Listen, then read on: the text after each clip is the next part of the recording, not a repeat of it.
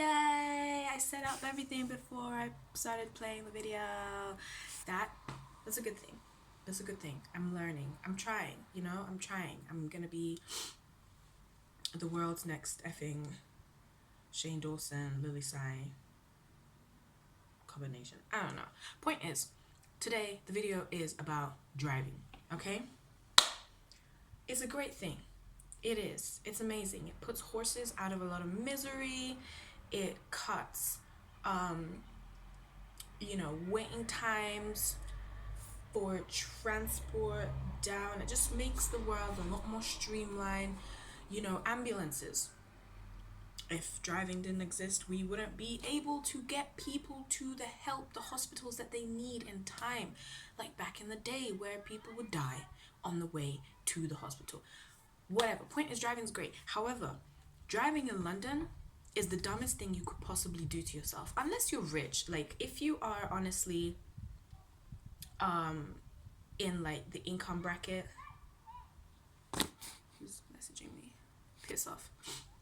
If you are in the income bracket of knowing that you can afford to drive, then that's great. Because there are certain metropolitan cities in the world where driving's okay. In fact, the transport system really isn't as developed as it could be or should be, and driving is still kind of the most reliable option. Places like California, places like Sydney, places like, I don't know, some other places. Plenty of other, oh my god, I just realized. I'm gonna do my baby hairs. Not that it disguises my forehead or anything like that. Like, she's here. All 6 inches of my forehead are present. There's no denying that, but I just look a bit scruffy. Anyways, point is, there's no point to driving in London. There isn't. Outside of London, in the UK, driving's great. But driving in London is just, first of all, the car that you actually buy may not necessarily be that expensive in comparison to how much cars cost in other places in the world, especially developing countries. Cars are expensive and it's kind of a bitch. The car won't be expensive, but you then have to consider the fact that there are literally 0 places in London, especially central, which is where I live, like zone 1, 2, 3 kind of areas, where you can park for free. And if there are spaces, they're taken. They're taken. People know. People understand. And they're usually taken by people who have cars and don't really want to use them again, and they leave them in that fucking parking space for like 15 years until the tires rot, go flat. The entire insides of that car are like rusty and cancerous, and it's covered in pigeon shit. That's what parking spaces are like. Remember that, because this is integral to this story, all right? There's the parking, which is expensive and non-existent. There is the MOT, there is the petrol, there is the insurance, there is the tax that you have to pay. There's just, don't even get me wrong. What's it called again? Congestion charge. You don't want to avoid that. Believe me, you don't want to avoid that unless you want your car to be a little crushed cube. An immobile crushed cube. Scrap metal. Big pieces of scrap metal. Don't avoid the congestion charge. So yeah, there's just a lot of things stacked against you when it comes to driving in London, and it's for a reason. A long time ago, I think it was Parliament implemented all these rules just to deter people from driving and to kind of try and minimize congestion, purely because, like I said, if you are not rich and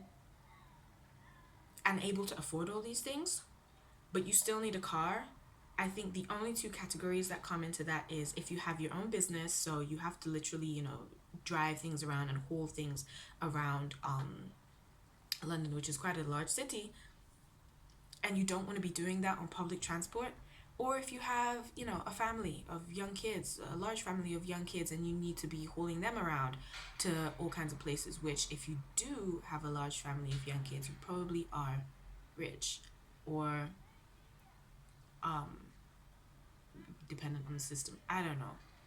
Point is, like, yeah, if you're not in those three categories, just take transport or cycle.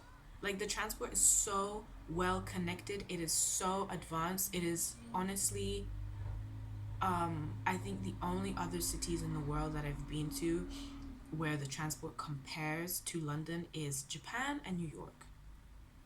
That's it. And even New York sometimes lags. Like, um, actually no, Japan and New York. So, point of this video is, I had a friend come round who drives. This girl is a student.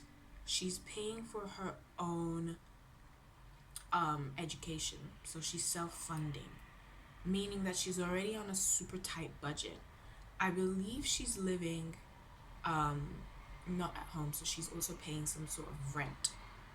I don't know what her grant is. I don't know what loan or what kind of money she gets from the state or the university to be able to live.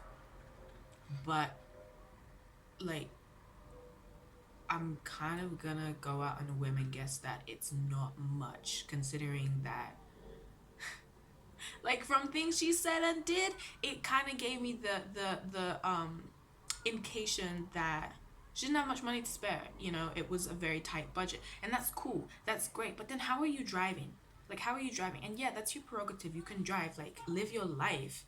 But at the same time, if you know you can't, you know, even spare like a couple of pounds here and there because it will offset your entire budget, why then, you know, are you driving? Anyways, point is, she came to my house. There's no parking. The only people that can park on the parking near my estate are people with permits.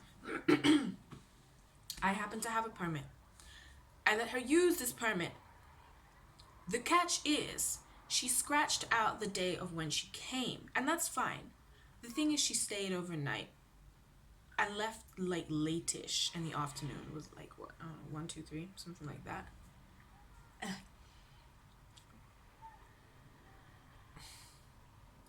She got a ticket. It's so bad. I know, it sucks. Like, she got a freaking ticket and let me know about it. And it's crazy because, like, I didn't really hear much from her after she came, and we literally just smoked, watched Netflix, and were lazy and were intoxicated. That was it. I haven't seen this person in a long time, and I am quite a bubbly, outgoing person, but when I first meet people, I'm very shy, very quiet, very reserved, very awkward. Like, my social anxiety is, it's there.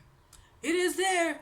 I'm totally, let's just put it like, I would summer the walk, I would summer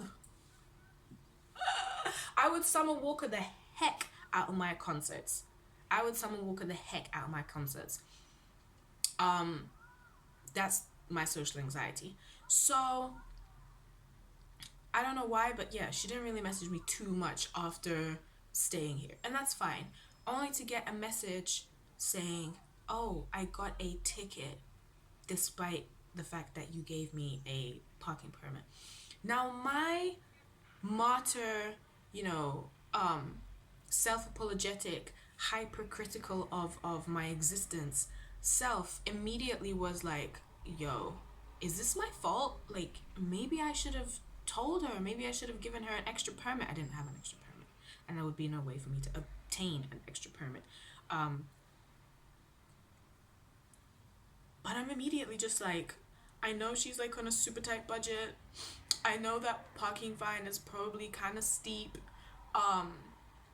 Like, they're mean, they're so mean, they're hefty, and it's just like, how did you have? There are two most hated um, people in London, and that is bus drivers and parking officers.